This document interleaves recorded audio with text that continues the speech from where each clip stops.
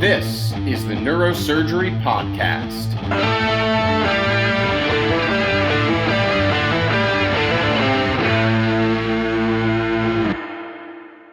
Welcome to the Neurosurgery Podcast. We are launching our collaboration with the AANS. We are here in San Antonio, Texas. We are doing our first recording here at the AANS booth. It's a wonderful day. I'm joined by Professor Ali Hazama. Yes. Welcome to the podcast. Thank you for having me. Ali, for those who don't know you, they've been living under a rock. Yes. Introduce yourself, where you trained, where you're at, to our audience.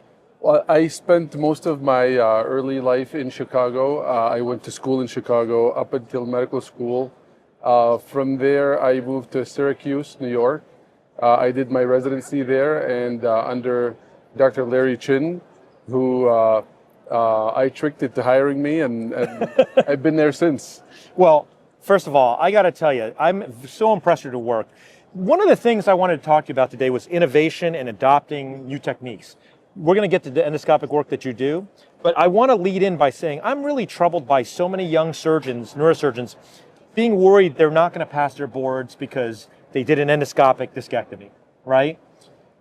You didn't have that problem, right? You went right in whole hog and you said, I'm going to embrace the cool shit. Correct. Tell me about that journey. Well, I think nothing starts easy, and especially when you're trying new innovations, new techniques. One of the main things to focus on is not to be afraid to do that. Right. All of that being said, keeping in mind the right indications for the right patients, if you keep that in mind, it really doesn't matter how you get the job done as long as you're doing it the right way and you keep your top priority, your patient. I think aside from that, you really can do anything as long as you're safe and you can get the job done. And you took the boards and passed, right? Correct. I heard you did amazing. Yes. Did that come up at all when you were taking the boards? There was a couple of cases in my log. I had cases in my log. None of them really came up in my questions. Yeah, so for those of you who have not taken the oral boards, there's a written board exam during residency, then there's the oral part, and they not only examine you with the oral boards about, questions, Correct. They also look at the cases you submitted, and they pick them out and say, we're going to pick on these 6 cases and Yes. kind of, slice and dice and say, what did you do wrong? So most people I talk to, though, they're scared. They're like, I don't want to do any endoscopy until I pass my boards. What would be your advice on that? Well, again, my advice would be the people that were testing me were not endoscopic spine surgeons, so I don't know if that had something to do with it or if they're involved in picking the cases. But in the end, it comes down to really doing these cases for the right indications. I don't think that should be something that should steer people away from trying these new innovations, these new techniques into starting out their career. And it goes back to, if you don't really get a head start into these cases early on, you may really fall behind with getting these cases done later on if you decide to wait too long. Your learning curve gets harder, right? Because you're Correct. older, more fixed in your ways. But it's interesting also, do you think it also was a factor that you had the right job? You chose a job with Larry Chin, who I knew from USC days. Larry's such a wonderful guy that he would be tolerant of, if a case didn't go as well or whatever, he would have your back, right? Correct. Yeah, so pick the right job too, right? Yes, absolutely. Yeah. Having the right amount of support, just even before getting to the operating room, right? So running the cases by a senior surgeon, having opinions, having people that you've met at meetings like this that really do these cases that you're working on that are more advanced than you are, I think that's definitely helpful in starting. When you're in a place, when you started, it wasn't like there were a lot of people doing this stuff up in upstate New York, right? Correct. So when you're doing your first cases and you're getting into it, what was the hardest part? Was it not having the technical skill? Was it the nursing staff being a little, sort of iffy about the equipment? Was it the fear that if you had a complication, you'd be judged? What was the biggest mental barrier? Well, the biggest thing I think was I did not see much of endoscopy in my training as a resident. Right. And so just building that confidence in that this is going to be done, and also bringing all of these pieces together, whether it's the equipment, which can be a hassle, bringing the teams together, the nursing, the anesthesia, everybody, and getting everybody on board is sometimes can take a lot of behind the scenes work. Well, I knew when you came down to Miami in 2018 or 17? 2019. 2019, yeah, right Correct. before the pandemic. And when you came in the OR, you were only there for like a couple hours, but you picked it up right away. You Yes. just knew what to do. Yes. So we knew it wasn't going to be a problem.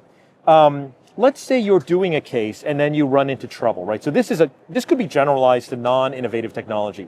So you're a young surgeon in your first couple years, and you're not that young anymore. So, but you remember the days better than I do, and you get into trouble, and we all have complications. What would be your advice on how to best manage that, both outward facing, Yeah. and then inward facing too, like internally? Right. So, in the midst of a case that may not be going as well as planned, I think stepping back and taking a look at the bigger picture, really reevaluating, is this really, or was this really the best decision to use this technique for this pathology? And at that point in time, if that really an honest introspection reveals to you that maybe a different technique or a different approach would have been better, I would just not shy away from, backing up and backing out of a case and doing something that you may think would work better. So readjusting and refining your technique is one thing. And then, when things don't go as well, sometimes you just have to go back to the drawing table and see what we can do to improve and do better on the next case. That's great advice. As we close it out, I want to ask you a final wrap-up question, which is about, you're in this position, right? You're running the spine program at your house. You're running a lot of the training, right?